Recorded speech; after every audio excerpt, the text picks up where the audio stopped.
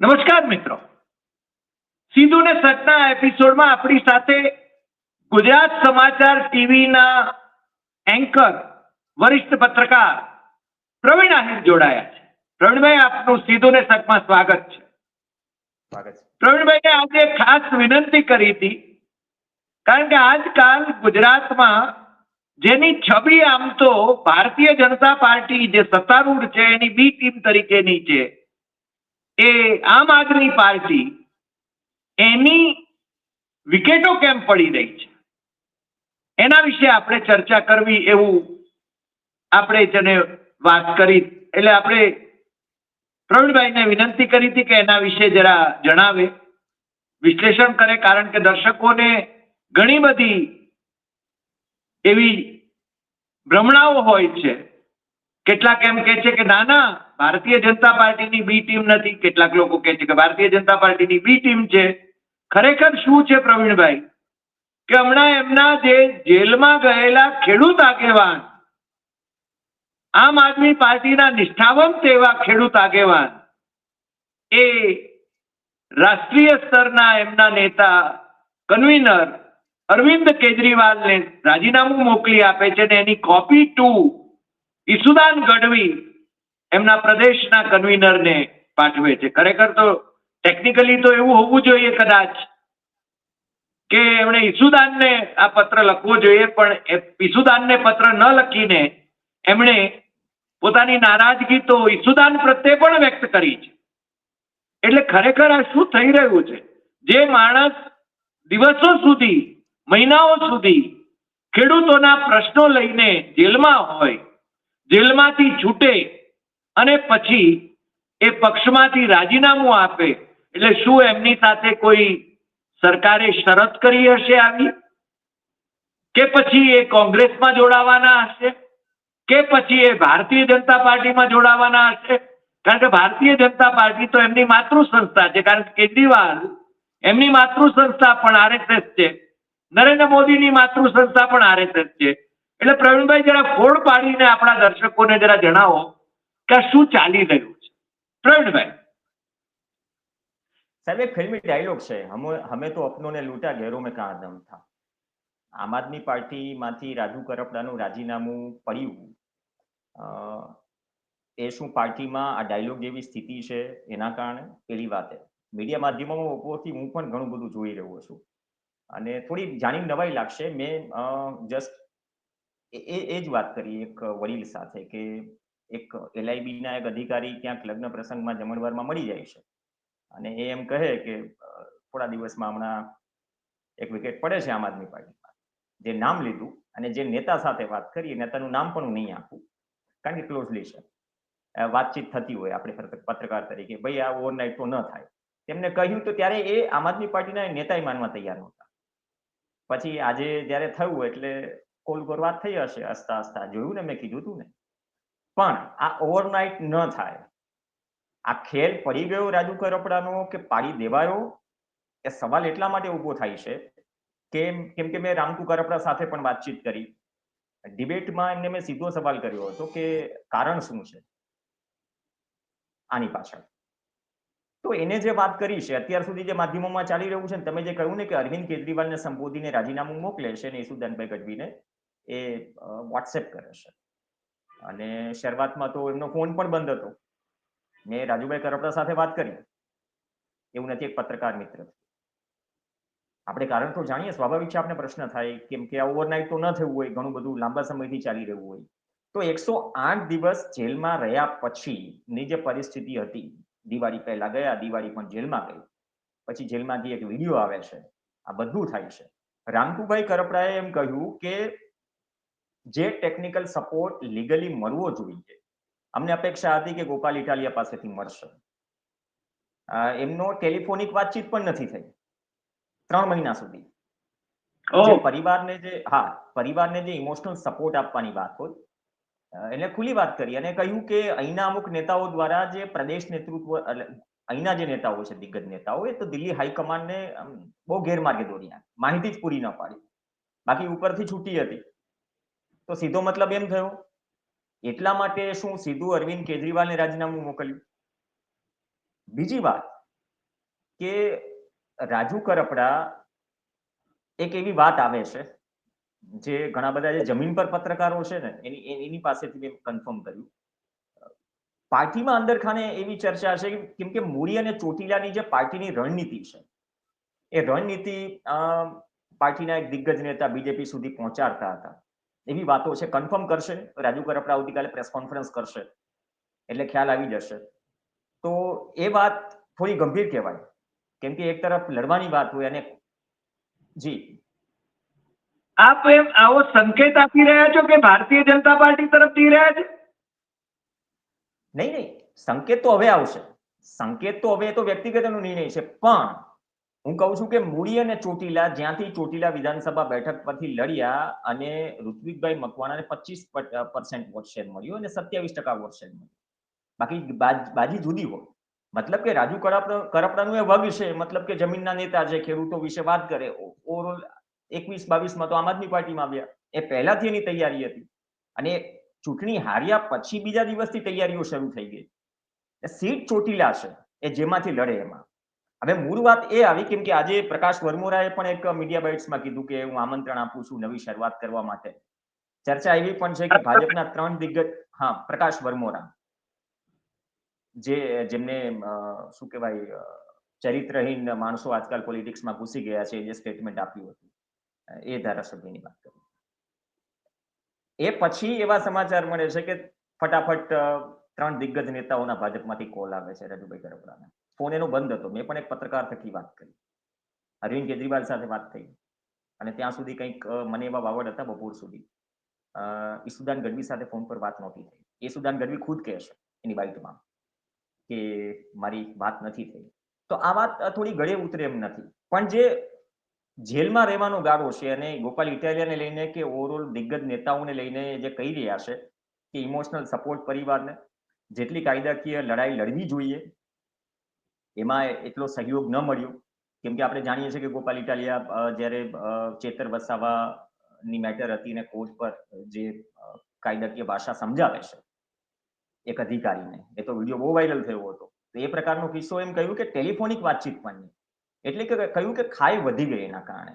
અને આ રામકુભાઈ કરપડા એવા વ્યક્તિ છે કે એ વ્યક્તિ એને કહ્યું કે હું આ બધી પ્રક્રિયાઓમાં બહુ નજીક રહું છું એટલે મને આ ખબર છે, પાર્ટીની ન ખબર હોય. કેમ કે ખરાબ સમયે રામકુભાઈ એટલે કોણ? રામકુભાઈ રામકુભાઈ એટલે કોણ? કરપડા એમના પરિવારજન છે. અચ્છા. મેઇનલી એ કોંગ્રેસ આઈડિયોલોજી સાથે જોડાયેલા છે. પણ એને ઇન જનરલ એક પરિવારજન તરીકે વાત કરી. અને બીજી વાત એ હતી કે જ્યારે આ બધું જ થઈ રહ્યું હતું કોંગ્રેસમાંથી પણ કોલ ગયો હશે. પણ વાવડ એવા છે કે કોંગ્રેસમાં જવાની ઈચ્છા નથી. ત્રીજી વાત એ ચાલી રહી છે કે જે 10 વર્ષ જૂનો કેસ છે, તમને 307 વાળો યાદ હશે, જેમાં પારિવારિક એક ઝઘડો હતો, ચોટીલા કોર્ટે પછી સજા ફટકારી, બાદમાં ઉપલી કોર્ટમાંથી એમાં 6-7 દિવસે જેલમાં પણ રહ્યા હતા. તો ઈસુદાન ગઢવી કે આમ આદમી પાર્ટી જે વાત કરી રહી છે કે ભૂતકાળના કેસ, વર્તમાનના કેસ, આ બધા જ કારણોને લઈને પ્રેશર ટેક્ટિક્સ કે પોલિટિક્સ બીજેપી કરી રહી છે, એલિગેશન છે. તો આ પણ એક વાત હોઈ શકે. કેમ કે હજુ તો કેસ પૂરો નથી થયો ને સાહેબ. કેસ પૂરો નથી થયો. અને ઉપરથી જો પાર્ટીમાં જ અંદર ખાને એમ કહેવામાં આવે નજીકના માણસો દ્વારા કે ભાઈ કદ પ્રમાણે વેતરી નખાયા. કારણ કે સૌરાષ્ટ્રમાં કરદાકાંડ થયા પછી, હળદરની ઘટના પછી રાજુ કરપડા આમ પણ સુરેન્દ્રનગર જિલ્લા પૂરતું મોટું નામ હતું એ ખેડૂત આગેવાન તરીકે. બહુ ઓછા બચ્યા છે આજકાલ જે લડે છે જમીન ઉપર. એટલે બટ ઓબ્વિયસ છે કે ચોટીલા 2027ની તૈયારી હોવી જ જોઈએ. હશે જ, લડે કોઈનામાંથી પણ. તો એ પરિસ્થિતિ કદાચ કોંગ્રેસ માટે પણ ઠીક ના હોય. કોંગ્રેસ તો પ્રયત્ન કરે કે આવા વ્યક્તિ આવે, પણ અત્યારની પરિસ્થિતિ એમ કહે કે આટલી ખરાબ પરિસ્થિતિમાં જો પાર્ટી સ્ટેન્ડ ન લે તો અમારે શું કરવું? એક કારણ એ આવે છે એ પરિવાર તરફથી. બીજું કારણ એ આવે છે કે અત્યારે જે બીજેપીમાં જવાની ને બધી વાતો ચાલી રહી છે, કદાચ એ પહેલા આવતીકાલે જે પ્રેસ કોન્ફરન્સ કરશે, મને એવા સમાચાર છે કે મૂડીમાં એક મોટી ખેડૂત સભા થશે. કારણ કે પ્રશ્ન માત્ર રાજુ કરપડાનો નથી. મૂડી કે ચોટીલા પંથકમાંથી કે સુરેન્દ્રનગરમાંથી જે કંઈ પણ તેના નજીકના ખેડૂતો છે અથવા તો આગેવાનો છે, એમાંથી ઘણા જેલમાં ગયા હતા આમની સાથે. લીગલી એમને પણ મદદ કરી છે એવું એમનું કહેવું છે. તો મતલબ શું થયું? શું પાર્ટીએ જેટલી મદદ જોઈતી હતી એટલી ન કરી? એમ કહે છે કે 2 મહિના સુધી અમારો આખો પરિવાર વિસાવદરમાં પડ્યો રહ્યો, મહેનત કરી. પણ ખરા સમયે ગોપાલ ઇટાલિયાએ એ મદદ ન કરી તો સમજવું શું, એવી તો શું મજબૂરી હશે. હવે આ વસ્તુ એક વ્યક્તિ રાજીનામું આપે છે, એના કુટુંબીજન કહે જે આ પ્રક્રિયા સાથે હોય, તો સ્વાભાવિક છે કે એંગલો ઘણા બધા છે આમાં. અને આ નક્કી હતું જ્યારે જેલમાંથી છૂટીને આવ્યા, પ્રેસ કોન્ફરન્સ થવાની હતી ત્યારે પણ ઘણા બધા મીડિયા રિપોર્ટ્સ ચાલ્યા. આજકાલ સોશિયલ મીડિયામાં તો એ વધારે ચાલે, એમ સેન્સેશનલ, કે રાજીનામું આપશે, કઈ કહેશે, પણ એવું થયું નહીં. એક કુટુંબીજન અને સમર્થકે પણ 1.5 મહિના પહેલા, આઈ થિંક 1.5 કે 2 મહિના પહેલા, જ્યારે જેલમાં ગયા રાજુ કરપડા, ત્યારે એક પોસ્ટ મૂકી હતી કે આમાં ખરેખર એમને ફસાવવામાં આવ્યા છે, આ છે તે છે. પણ બાદમાં એ ખુલાસો ન થયો, કહ્યું કે પહેલા આ લીગલ એક પ્રક્રિયા પતાવી દઈએ પછી વાત કરીએ. પણ ગેમ બહુ મોટી છે. કદાચ બીજેપીમાં જશે, કેમ કે આજકાલ છેલ્લો જે રસ્તો છે ક્યાં જાય છે બધાને ખબર છે.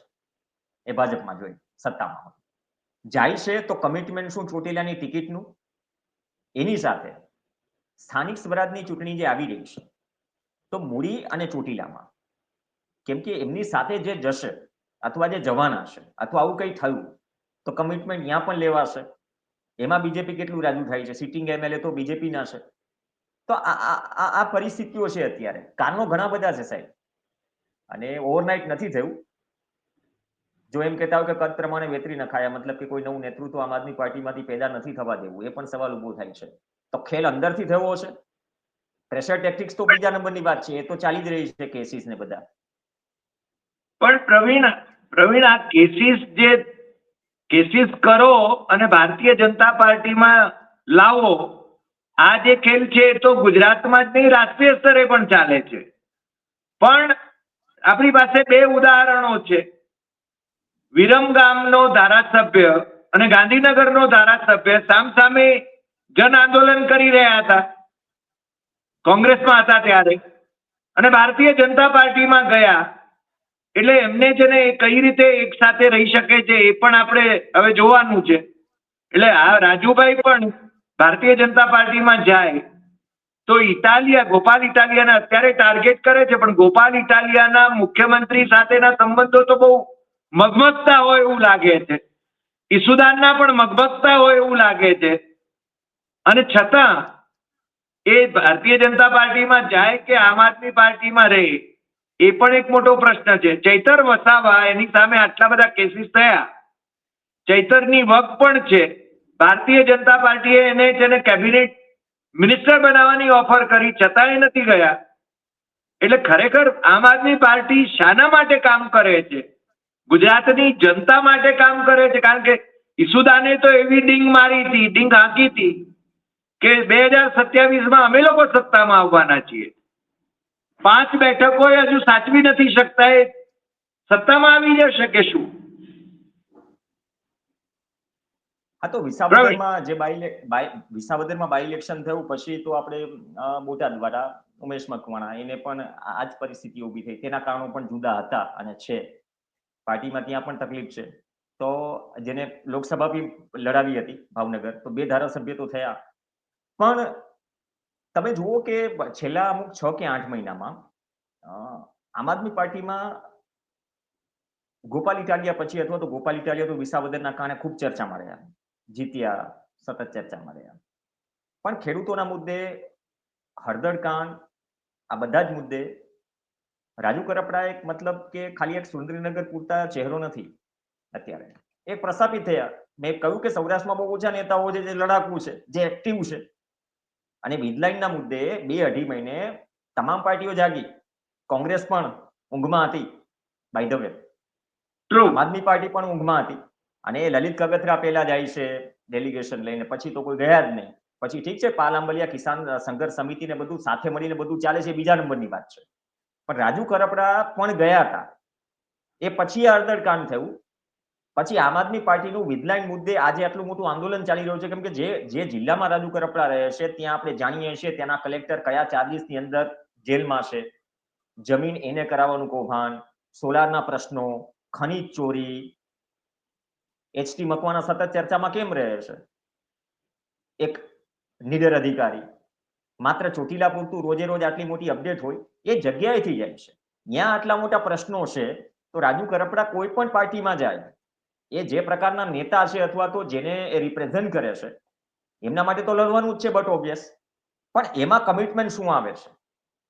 કેમ કે આ એલિગેશન આ કોંગ્રેસનું કે એ લાલજી દેસાઈ હોય કે પછી પાલ આંબલિયા હોય, એને જે વાત કરી હતી હળવદની, કે ભાઈ ધારાસભ્યનું ખેતર બાયપાસ થઈ જાય છે વીજ લાઈનમાં, અને ધારાસભ્ય ના ખેતર મતલબ કે એની જમીન એને થાય છે ક્યારે ગેઝેટ બહાર પડે પછી, જે શક્ય જ નથી. જો આટલું બધું સુરેન્દ્રનગર જિલ્લામાં ચાલતું હોય આ એલિગેશન મુજબ, તો એનો મતલબ એમ થયો કે એપી સેન્ટર આવનાર સમયમાં સુરેન્દ્રનગર બનશે સાહેબ. જ્ઞાતિ ગાતિ ગણિત ને આ બધી વસ્તુઓ તો છે, આપણે જાણીએ છીએ, પણ આમાં કોંગ્રેસ શું પોતાનો ફાયદો શોધી રહી છે અથવા બીજેપી શું પોતાનો ફાયદો શોધી રહી છે? બીજેપી માટે કે સત્તા પક્ષ માટે અત્યારે પરિસ્થિતિઓ એ છે કે વિન્ડ પાવર થી લઈને, સોલાર થી લઈને, હાઈ ટેન્શન લાઇન થી લઈને જે 20 જિલ્લાનો પ્રશ્ન છે, આ બધા જ પ્રશ્નો મુદ્દે ઘણા ગામડાઓમાં સાહેબ પગ મૂકવા જેવી સ્થિતિ નથી. આ બહુ ગંભીરતાથી કહું છું. હવે પણ એ પ્રવીણ પરિસ્થિતિમાં પ્રવીણ એ પરિસ્થિતિમાં વિશ્વાસ સંપાદન કરવું તો એવા નેતાઓની જરૂર પડશે. તો આ શું એ પ્રકારની રણનીતિ છે? પણ રાજુ જો ભારતીય જનતા પાર્ટીમાં જાય પ્રવીણ, તો પછી મોઢે તાળા જ મારવાના છે ને, પછી ક્યાં આંદોલનનો સવાલ આવે છે? ના, ઉદાહરણ તો ઘણા બધા છે ને, હાર્દિક પટેલ થી માંડી, હા, એ તો અલ્પેશ કઉ ઠાકોર છું, થી માંડીને, અર્જુન મેં મોઢવાડિયા થી એનો તો માંડી. ઉલ્લેખ કર્યો, હાર્દિક પટેલ અને અલ્પેશ ઠાકોરનો તો ઉલ્લેખ કર્યો. એ એટલે તો કહું છું. ભારતીય જનતા પાર્ટી એ આંદોલનના ઉભરાવોને પુશ કરી નાખે છે એની સરકાર, કારણ કે પહેલા છે ને કેસ દાખલ કરે અને પછી છે ને એને પતાવટ કરવા માટે, જેમ કે હાર્દિક પટેલની સામે રાજદ્રોહનો કેસ દાખલ કરેલો, એ પાછો ખેંચાય પણ બીજાની સામે ન ખેંચાય, એવું બને ને. એટલે રાજુ ભારતીય જનતા પાર્ટીમાં જાય તો પછી એને મોઢે તાળા જ આવવાના ને, પછી કયું આંદોલન કરશે? પછી તો એને સાહેબ, નર્તન જ કરવાનું ને, દિલ્હીના ઈશારે કે પછી ગાંધીનગરના ઈશારે. એની હેસિયત શું રહેવાની ભારતીય જનતા પાર્ટીમાં, હું એમ કહું છું. હું એ જ કહી રહ્યો છું કે સાહેબ, શું ખરેખર એવી પરિસ્થિતિમાં રાજુ કરપડાને મૂકી દેવાયા છે? એક પ્રશ્ન એ પણ થાય. આજે પાર્ટીમાં અંદર ખાને જે પરિવારજનો જે કહી રહ્યા છે કે દિગ્ગજ નેતાઓ તેમને કદ પ્રમાણે વેતરવા ના મૂડમાં હતા, અથવા લાંબા સમયથી આ ખાઈ વધી ગઈ, કમ્યુનિકેશન તો હતું નહીં, અથવા થયું હશે, જો થાળે પડતું હોત તો પડી ગયું હોત. શું એટલા માટે જ કોઈ રસ્તો નથી છોડ્યો? એક તો જૂનો કેસ, ઉપરથી આ નવો કેસ, અને જે ચર્ચા હતી કે આમાં ઘણા નેતાઓ સામેથી ધરપકડ વહોરી લીધી, અને પછી જે જેલમાં ગયા લાંબા સમય માટે, એની કેસ ચાલી રહ્યો છે, જામીન પર છે, એમાં ઘણા બધા નાના ખેડૂતો પણ હતા સાહેબ. નારાજગી ત્યાં પણ છે ને. નીચેથી ઘણી વખત કહેવામાં આવે તો અત્યારે શું રાજુ કરપડા પાસે બીજો કોઈ ઓપ્શન નથી. સવાલ એ પણ થાય કે તમે એને એ પરિસ્થિતિમાં મૂકી દીધા. જો પાર્ટીમાં જ અંદર ખાને આટલી ખેંચતાણો આ વાતમાં દમ હોય, કેમ કે પરિવારજન કહે છે તો આપણે એને બહુ ગંભીરતાથી લેવું જોઈએ. અને જે પ્રક્રિયાથી જોડાયેલા છે, પ્રક્રિયા નજીકથી જોડાયેલા છે, એને 2-3 મહિના સુધી, 3 મહિનાથી વધારેનો સમય સુધી એને લીગલ પ્રક્રિયાઓ જોઈ છે, ત્યારે પાર્ટીનો કેટલો સપોર્ટ મળ્યો છે, કયા નેતાનો મળ્યો હશે, એને બધી જ ખબર છે. તો આખરે વાત બની નહીં ને. અને એમ કહ્યું કે જેવા જામીન મળ્યા તો ગોપાલ ઇટાલિયા સવારે હાજર થઈ ગયા. તો આ નહીં, સૌરાષ્ટ્રમાં પણ હવે પ્રશ્ન એ થાય છે કે પાર્ટી એટલે કોણ? ગોપાલ ઇટાલિયા? ગોપાલ ઇટાલિયાને ટાર્ગેટ કરવાનું કારણ શું? ઈસુદાન ગઢવી પ્રમુખ છે, તો ઈસુદાન ગઢવીનું નામ કેમ નથી લેવાતું? હા, એ જ સવાલ છે ને સાહેબ, કે મેં એ જ સવાલ કર્યો હતો મારી ડિબેટમાં જ. એ હતા, મને કીધું મળ્યા, એ ઘરે આવ્યા હતા, ઘણા બધા બીજા લોકો પણ આવ્યા હતા, પણ ટેકનિકલિટીઝમાં સવાલ તો બે જગ્યાએ ઉઠે છે. કારણ કે પ્રદેશ પ્રમુખ છે, એક ધારાસભ્ય છે. પ્રદેશ પ્રમુખ અને ધારાસભ્ય આ બંને મોટા ચહેરા છે અત્યારે આમ આદમી પાર્ટીના ગુજરાતમાં. તો દિગ્ગજ નેતા તો બે જ થયા, ચેતર વસાવા ત્યાં થયા. ચેતરને કેમ તમે કહી શકો? નહીં સાહેબ, હું એટલા સંદર્ભમાં 3 છે, પણ હું સૌરાષ્ટ્રની જ્યાં સુધી વાત આવે તો બંનેની જ્યોગ્રાફિકલી અને ભૌગોલિક રીતે બી એ ઓળખ અને એક રિનોન ચહેરા તરીકે જેનો ગજ વાગતો, ચેતર વસાવા કદાચ એવા બધા કાર્યક્રમોમાં આવે પણ બહુ ઓછા આવે સૌરાષ્ટ્રમાં. એ આખે આ પટ્ટો સાચવીને બેઠા છે, ઘણી બધી જગ્યાએ આવ્યા પણ નથી.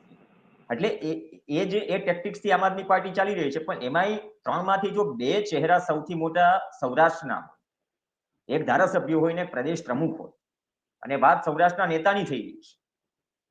આપણે જાણીએ છીએ કે પહેલા સાગરભાઈ રબારીના ગ્રુપમાં હતા, એના સંગઠનમાં હતા, અને પછી 21ની આસપાસ એ આમ આદમી પાર્ટીમાં જોડાયા.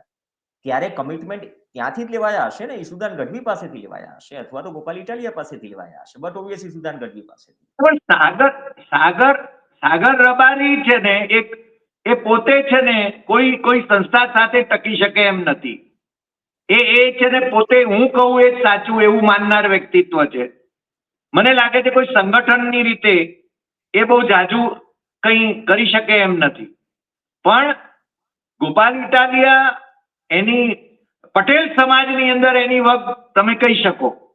ઈસુદાન ગઢવી એ પણ મથે છે. મારો પ્રશ્ન તો એ જ આવીને ઉભો રહે છે કે રાજુ કરપટાને ગોપાલ ઇટાલિયા સામે જ કેમ વાંધો છે એમ. સાહેબ, એવી ચર્ચાઓ સંભળાય છે. હવે હું એ જ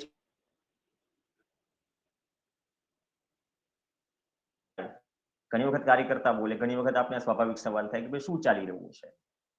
તો તેમાં પણ ઘણી વખત બટ ઓબ્વિયસ આઈડિયોલોજીના અને જ્યાં સુધી કાસ્ટ ફેક્ટરની વાત હોય, સમીકરણો બધા જ રીતે ઘડાતા હોય. હવે લેવા પાટીદાર સમાજનું જે સમીકરણ આમ આદમી પાર્ટીમાં ઘડાયું છે, સામે એક તરફ ઓબીસી સમાજને રિપ્રેઝેન્ટ કરતા લીડર્સ છે, જેમાં ઈસુદાન ગઢવી અને રાજુ કરપડા બંને આવે, પ્રવીણ રામ પણ આવે, તો એક નામે ભૂલી ગયો, એને પ્રવીણ રામ ખરો. હા, એટલે પ્રવીણ રામ પણ આવે. રાજુભાઈ અને પ્રવીણ એ બંને એ રીતે તો ફાયર બ્રાન્ડ છે. બંને ફાયર બ્રાન્ડ અને બંને જમીન પર આંદોલન કરતા, રિપ્રેઝેન્ટ કરતા એવા નેતાઓ. ઈસુદાન ગઢવી તો બટ ઓબ્વિયસ પ્રદેશ પ્રમુખ છે. તો ખરેખર શું અંદર ખાને જે લોબિંગ છે એ બે કેટેગરીમાં ખેંચતાનો મુદ્દો છે? આજે વાત કરી રહ્યા છે ને કે નહીં, કદ પ્રમાણે વેતરવાની વાત છે, તો કે ઓબીસીમાં સૌથી મોટો ચહેરો કોણ? આ સવાલ ત્યાં પાર્ટીમાં વિધિન ધ પાર્ટી પણ ઉઠતો હશે, ઉઠી રહ્યો છે. આ ભલે પ્રવક્તાઓ ભાજપ, કોંગ્રેસ કે આમ આદમી પાર્ટીના ઓનેર કંઈ ના બોલે, પણ ઓફ ધ રેકોર્ડ તો આપણે જાણીએ છીએ. આપણે જેટલી ખુલીને વાત કરી શકીએ એટલી ન કરી શકીએ, આપણે મર્યાદામાં કરીએ. પણ મૂળ વાત એ છે કે તેમાં પણ બે વિભાગોમાં શું અંદર ખાને ખેંચતાણ છે, અને ખેંચતાણ સાહેબ જો હોય તો 5 કે 7 દિવસની ન હોય, એ સમય પ્રમાણે ચાલતી હોય. તો એક કારણ આ પણ હોઈ શકે. તો એના કારણે શું ગોપાલ ઇટાલિયા કે રાજુ કરપડા, અથવા ગોપાલ ઇટાલિયા, રાજુ કરપડા, ઈસુદાન ગઢવી આજે ટ્રાયેંગલ બને છે, તેમાં ક્યાંક ખામી આવી? કેમ કે 3 તારીખે ઈસુદાનભાઈ ગઢવીએ કહ્યું કે એમના ઘરે પ્રસંગ હતો, ત્યારે બધા જ હતા, ઇવન ગોપાલ ઇટાલિયા પણ હતા, રાજુ કરપડા પણ હતા, તેમાં એનું સન્માન પણ કર્યું, બધું જ કર્યું. તો એવું એ વાત તો માની જ ન શકાય કે કોઈ ચર્ચા નથી થઈ, કોઈ વાત નથી મૂકી, અથવા કોઈ વ્યક્તિને જ્યારે તમારા ફેસ વેલ્યુ વાળા 4 કે 5 નેતાઓમાંથી એક નેતાને થોડું ઓછું લાગે છે, કયા હિસાબથી? કે ખરાબ સમયમાં પાર્ટીના સપોર્ટ કે ઇમોશનલ સપોર્ટના હિસાબથી, તો બટ ઓબ્વિયસ એ અંગતમાં તો એ વાત શેર કરે છે કે આ જરાક મને એવું લાગ્યું કે પાર્ટીએ મને સપોર્ટ ને, આ વાત થઈ જ હશે. આ તો રાજીનામું ક્યારે આપવાનું નક્કી જ હતું સાહેબ. ક્યારે આપવામાં આવશે, કયા કારણોસર આપવામાં આવશે? હવે આ કઈ કારણ આવતીકાલે 4 બીજા હશે સાહેબ, આ શબ્દો લખી રાખજો. 11 વાગે પ્રેસ કોન્ફરન્સ થાય એટલે બીજા 4 કારણો હશે. અને બીજો જે વિકલ્પ ખુલવાની વાત છે કે રાજુ કરપડા બીજેપીમાં જઈ શકે નહીં, ઓપ્શન સાહેબ કયો બચ્યો છે? જો એક્ટિવ પોલિટિક્સમાં રહેવું હોય તો ઓપ્શન કયો બચ્યો છે? ભલે કોઈ પોલિટિકલ પાર્ટીમાં ન જોડાય, પણ તમે અત્યારે ઇન્ડિપેન્ડન્ટ રહીને શું કરી શકો? એવી પણ પરિસ્થિતિ થાય ને. ઇન્ડિપેન્ડન્ટ રહીને લડાઈ લડવી, અથવા તો કોઈ પોલિટિકલ પાર્ટીમાં જોડાવું, આ બંને વાતો છે. એમાં કદાચ મને એવું લાગે છે કે આવતીકાલે નિર્ણય ભલે થોડો મોડો આવશે કે ક્યાં કઈ રીતે જાય છે, પણ આજે મૂડીવાળી જે સભા છે, જે ખેડૂતો સાથે શક્તિ પ્રદર્શન કરવાનું છે, એ નક્કી છે, એવા સમાચાર છે. અને કદાચ એ પછી જો કમિટમેન્ટ મળે સ્થાનિક સ્વરાજ માટે પણ, કેમ કે નીચે જશે તો 1-2 નહીં જાય. સુરેન્દ્રનગર જિલ્લામાં આખી એમને જ ઊભી કરેલી વસ્તુ છે. મોટા ભાગે જે ગ્રામ્ય સ્તરના તાલુકા લેવલના જે નેતાઓ છે, ખેતી સાથે જોડાયેલા આખો વર્ગ છે, એ જ હશે. તો અલ્ટિમેટલી કોંગ્રેસ માટે આમાં જરાય હરખાવા જેવું નથી. કોંગ્રેસ માટે તો 17માં હરખાવા જેવું હતું, 22માં તો હરખાવા જેવું પણ નથી, 27માં સાવ નથી જો ચોટીલા વિધાનસભાની વાત કરીએ. અને સુરેન્દ્રનગરમાં તમે ઓવરઓલ જિલ્લાની વાત કરો, કેમ કે સૌરાષ્ટ્રમાં એકમાત્ર ધારાસભ્ય ગીર સોમનાથમાં વિમલ ચુડાસમા બચ્યા છે, બાકી એક ધારાસભ્ય નથી. તો તેમાં ખરેખર જે પણ ચેલેન્જ છે આમ આદમી પાર્ટીએ બગાડી છે કોંગ્રેસની ગેમ. હવે આમ આદમી પાર્ટીની ગેમ બગડશે અને બધું શું વન વે થઈ જશે કે જ્યાં થોડીક તકલીફ છે ત્યાં આ રીતે રસ્તો કરવામાં આવે. એટલે મને પ્રવીણ, મને છેલ્લે પ્રશ્ન એ જ થતો હતો કે શું આમ આદમી પાર્ટી વેરવિખેર થઈ જશે? એ તો હવે અરવિંદ કેજરીવાલજીને ખબર, ઈસુદાનભાઈ ગઢવીને ખબર, કારણ કે એને ખબર તો હશે ક્યાં નારાજગી છે. હવે નેતાઓ તો સાહેબ લાવ્યા જ છો ને, ઉછીના નેતાઓ અથવા નેતાઓ કંટાળીને કાં બીજેપીમાં ગયા કે આમ આદમી પાર્ટીમાં ગયા. એમાંથી ઘણા નેતાઓ માટે પાછું ઘર વાપસી કરવા માટે એક રસ્તો છે, ઘણા ઘર વાપસી કરી ચૂકે, કદાચ કોંગ્રેસમાં જશે તો કોંગ્રેસમાં જશે તો વર્તમાન નેતાઓને વળી કંઈક પેટમાં ચૂકવું પડશે. એટલે આ બધું ચાલતું રહેવાનું. પણ અત્યારે ખરેખર સ્થિતિ આવી છે કે એક પાર્ટીમાંથી જ્યારે ઓલમોસ્ટ મોટા ભાગે તો કોંગ્રેસ અને બીજેપી માંથી ગયેલા લોકો છે, અથવા જે લોકો અચાનકથી જે ઇન્ડિપેન્ડન્ટ હતા કશું જ નહોતા, જેને ખેસ પહેરાવી દેવાયા કોઈ 6 મહિના 8 મહિના 10 મહિનામાં કે ભાઈ આમાં મજા નથી, મતલબ કે પોલિટિક્સમાં મજા નથી. પોલિટિક્સ બી અલગ વસ્તુ છે, ચસ્કો લાગે પણ મહેનત પણ એટલી કરવી પડે, ખરાબ સમય પણ આવે અને ખરાબ સમયમાં પાર્ટી જ્યારે આ રીતે સાથ ન આપે તો સ્વાભાવિક છે દુઃખ લાગે, પરિવારજન વાત પણ કરે. પણ આવશે મજા આવનાર 10 દિવસમાં કંઈક મોટું થઈ રહ્યું છે એવા જમીનથી વાવડશે સુરેન્દ્રનગર જિલ્લામાં. હા, એટલે આપણી નજર આવતા દિવસોમાં શું થઈ રહ્યું છે, થવાનું છે એના તરફ જરૂર રહેશે. બાકી આપણે તો બેગાની શાદી મેં અબ્દુલ્લા દીવાના જેવું છીએ. આપણે તો જે થઈ રહ્યું છે એ જોવાનું છે, પ્રજા સુધી પહોંચાડવાનું છે. બરાબર ના સાહેબ, બીજી વાત એક વાત ક્લિયર કરી. ઘણી વખત એવું છે ને કે સોશિયલ મીડિયા પર અથવા પત્રકાર તરીકે આપણે કોઈ પણ વાત કરી દઈએ, આ બધી એવી વાતો છે આપણને ખબર આનાથી પણ વધારે હોય, પણ જે પરિસ્થિતિઓ છે, જે આપણી જે મર્યાદાઓ છે, આપણે ભવિષ્ય વેતા નથી, પણ જે નરી આંખે જે જોઈ શકાય છે અથવા લોકોને પણ ખબર છે એનાથી થોડું 1 ઇંચ વધારે. એટલે આને કદાચ ઓથોરાઇઝેશન મળી જશે આ બધી જ બાબતોને, કારણ કે રસ્તો સાહેબ છેલ્લે એક જ બચે છે ને, એ આખા ગુજરાતને ખબર છે. હવે એ રસ્તે જવું છે કે નહીં એ રાજુભાઈ કરપડા નક્કી કરશે, એમનો અંગત વિષય છે. પણ અલ્ટિમેટલી ચોટીલામાં મૂડીમાં ઘણું બધું થશે અને જોઈએ છે કે સૌરાષ્ટ્રના પેરિસ ના જે ધારાસભ્ય છે એટલે કે વિસાવદરના ધારાસભ્ય, એનું શું રિએક્શન આવે છે જો કદાચ સીધું એલિગેશન થાય. કેમ કે કે આપણે બંને પક્ષ લેવા જોઈએ ગોપાલ ઇટાલિયા શું કહે છે. જો એના પરિવારજન થકી આવી વાત કરવામાં આવી છે, એની રાહ રહેશે કે ગોપાલ ઇટાલિયામાં શું જવાબ આપે છે. Praveen, thank you so much, કારણ કે તમે અંતરિયાળ વાતો કરી એ બદલ આપનો ખૂબ ખૂબ આભાર. અને ફરી મળીશું પાછા કંઈ ઘટનાક્રમ આવો જ કોઈક હોય ત્યારે. નમસ્કાર.